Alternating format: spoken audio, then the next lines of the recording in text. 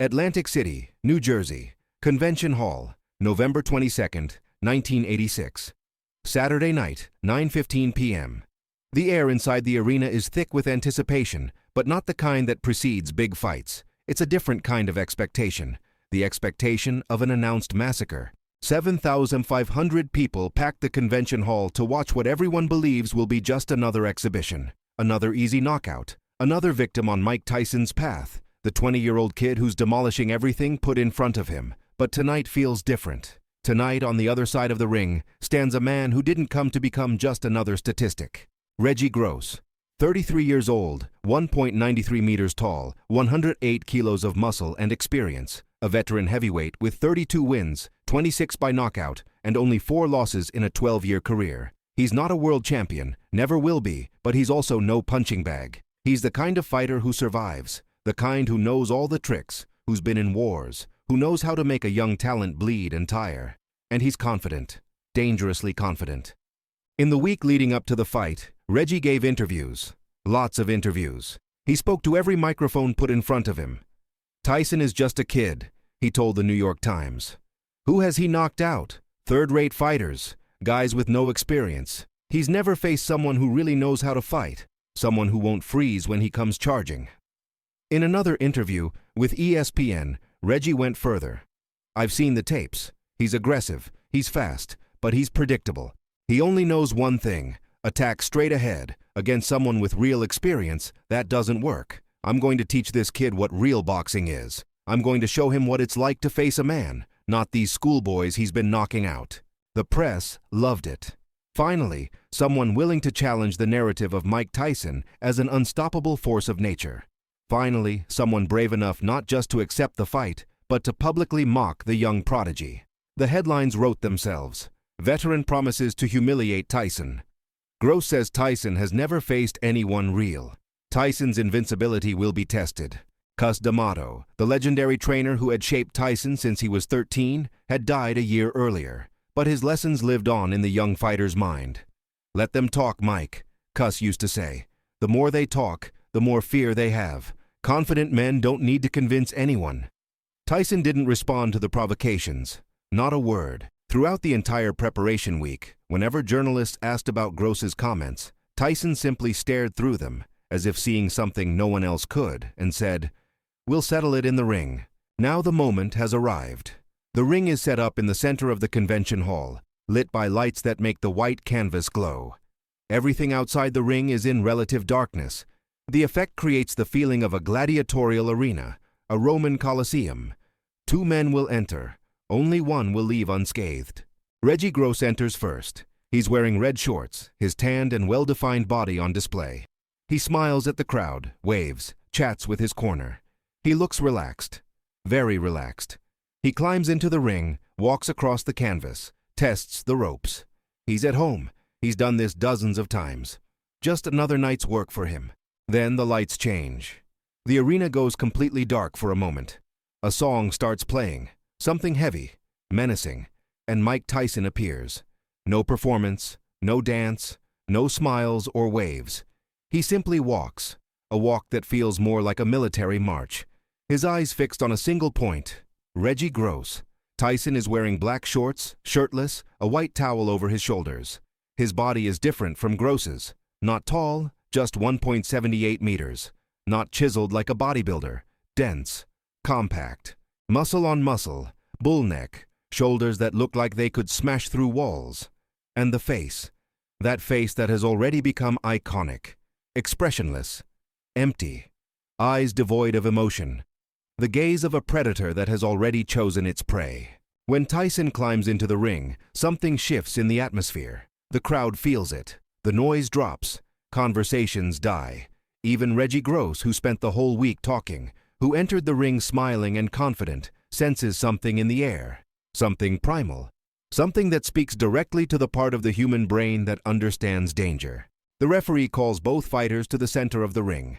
He explains the rules. Reggie is listening, nodding, still trying to hold on to that confidence, that smile. Tyson hears nothing. He's staring through Gross, through the referee, through everything. His eyes don't blink. His breathing is controlled. He's completely present and completely absent at the same time. He's in a state that Cus D'Amato called the void, the place where there is no fear, no doubt, no thought, only action and reaction. "Touch gloves, gentlemen," says the referee. Reggie extends his gloves. Tyson touches them briefly, mechanically, without really seeing Gross as a human being. For Tyson, in this moment, Reggie Gross is just an obstacle, a problem to be solved. And Tyson solves problems in a very specific way. Fight clean. Protect yourselves at all times. Go to your corners. The two fighters return to their respective corners. Reggie is talking to his trainer, getting last-second instructions. Keep your distance. Use your jab. Make him chase you. Tire the kid out in the early rounds. Tyson is in absolute silence. His trainer, Kevin Rooney, just touches his shoulder. No words are needed. Tyson knows exactly what to do. The bell rings. Round 1. Reggie Gross comes out of his corner using the jab, keeping Tyson at bay with long punches. He's confident. He's executing his plan. Tyson's first advance is blocked. Gross smiles. He landed a jab on Tyson's face. He's just a kid, he must be thinking. I can handle this. But then something happens that Gross didn't expect. The jab that just hit Tyson's face has zero effect. None. Tyson doesn't even blink. He doesn't step back. Doesn't wobble. He simply absorbs the blow and keeps coming. Like a machine. Like something that doesn't feel pain. Gross throws another jab. Hits again. Tyson keeps coming. The distance shrinks. Gross retreats, trying to maintain safe space. He throws a combination. Jab, cross, jab. 2 of the 3 connect. Tyson doesn't react. He's half a meter away now. Too close. Dangerously close. Gross tries to create space. Steps sideways. Tyson cuts the angle, closes the distance again. It's like trying to escape a shadow. Gross's smile vanishes. His eyes change. The confidence begins to crack. He realizes he made a terrible mistake. All those comments, all that arrogance were based on a fundamentally wrong assumption. He assumed Tyson was like the other young fighters he'd faced. Aggressive but controllable. Fast but predictable. Dangerous but human. Tyson is none of that. Tyson is something else entirely. Gross throws a hook to stop the advance. The punch sails over Tyson's head as he ducks with impossible speed for someone with that physique. And then, from below, out of nowhere, comes the response. A brutal uppercut that travels about 40 centimeters and carries the full rotational force of Tyson's body. The fist connects under Gross's chin with a sound the front row hears clearly. It's not a dull thud. It's a sharp crack, like wood breaking. Reggie Gross's head snaps back violently. His eyes lose focus instantly. His legs lock. He stiffens for a fraction of a second, completely unconscious on his feet, held up only by the momentum of the blow. Then gravity takes over. Gross falls, not backward, not sideways. He simply collapses. His knees buckle, his body twists, and he crashes face first onto the canvas, completely out. The referee doesn't even need to count. He looks at Gross's eyes and immediately makes the universal knockout gesture, crossing his arms repeatedly over his head. Doctors rush into the ring. The crowd erupts in a roar that shakes the building. Tyson doesn't celebrate. He simply walks to the neutral corner, waiting. His face remains expressionless. For him, this isn't a spectacular victory. It's just the expected outcome. It was exactly 8 seconds of fighting. From the bell to the knockout. 8 seconds. Reggie Gross, the 12-year veteran who spent the week mocking Tyson's inexperience, who promised to teach the kid about real boxing, who called Tyson's previous opponents third-rate fighters, was unconscious on the canvas before most people in the arena had even settled into their seats. The medical team works on Gross. It takes almost a full minute for him to regain consciousness. When he finally comes to, his eyes are confused, lost. He doesn't know where he is. He doesn't remember how he got there. The last clear moment in his memory is the bell ringing. Everything between that moment and now is a black void. They help him sit up, then stand. He's unsteady. He needs support to walk. When he finally manages to leave the ring, his career as a serious fighter is effectively over. Not officially, not yet. He'll fight a few more times in the coming months, trying to prove it was a fluke, a lucky shot. But he'll never be the same. Those 8 seconds didn't just knock out his body. They knocked out his confidence, his credibility, his illusion of control. In post-fight interviews, Reggie is visibly shaken.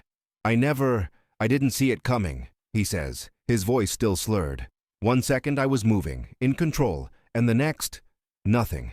just darkness. A journalist, tactless or perhaps with cruel honesty, asks, "Do you still think Tyson is just an inexperienced kid?" Reggie doesn't answer.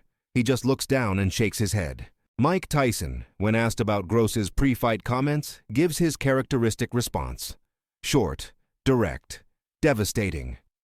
Everyone has a plan until they get punched in the mouth.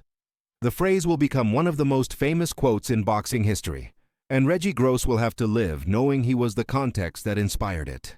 Those 8 seconds against Reggie Gross were more than a knockout. They were a statement, a warning to the entire boxing world.